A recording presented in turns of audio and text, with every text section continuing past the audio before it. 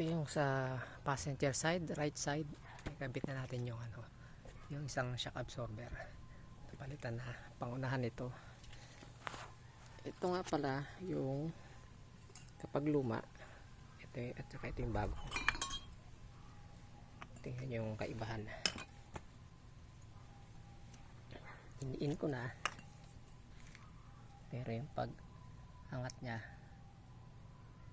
yan, dahan-dahan, halos hindi gumagalaw. Hindi gumagalaw. Yan, parang nag-stack up na siya. Ito naman yung bago, yung kaibahan. Bitaw, ayan, tumulak agad.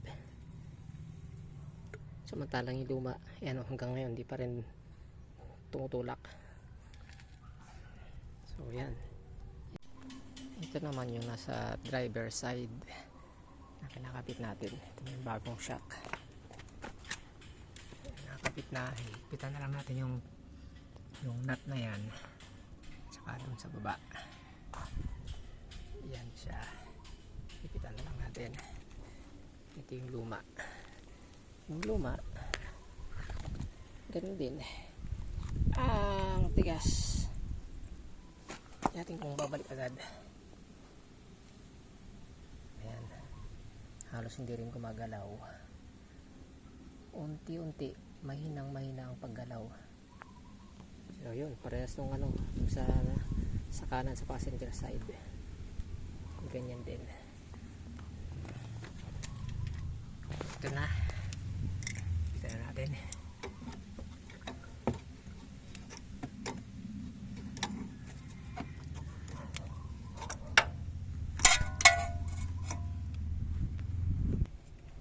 Ito yung sa ilalim.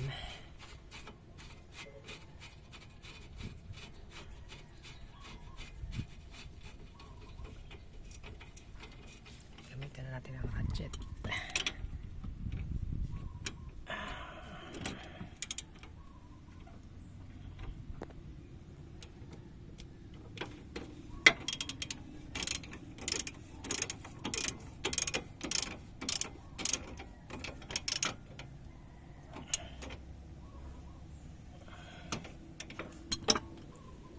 Tapos para mas mahigpit ito,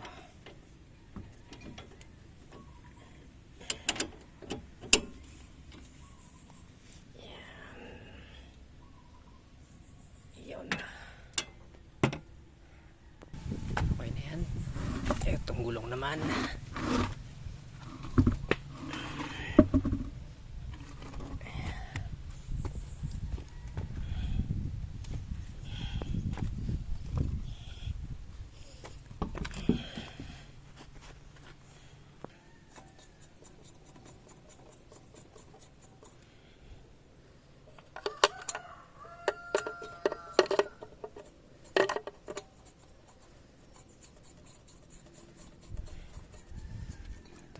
may tatlo pa.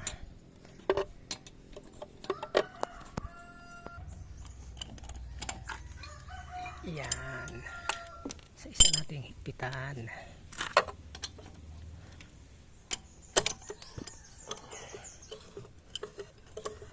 Gamit yung socket wrench na ano yan, 21 mm. Meron ba siyang adapter kasi alin ito eh.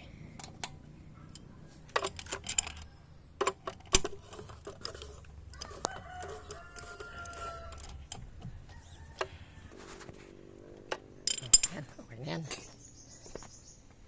Tapos na. Ibaba na natin yung jack.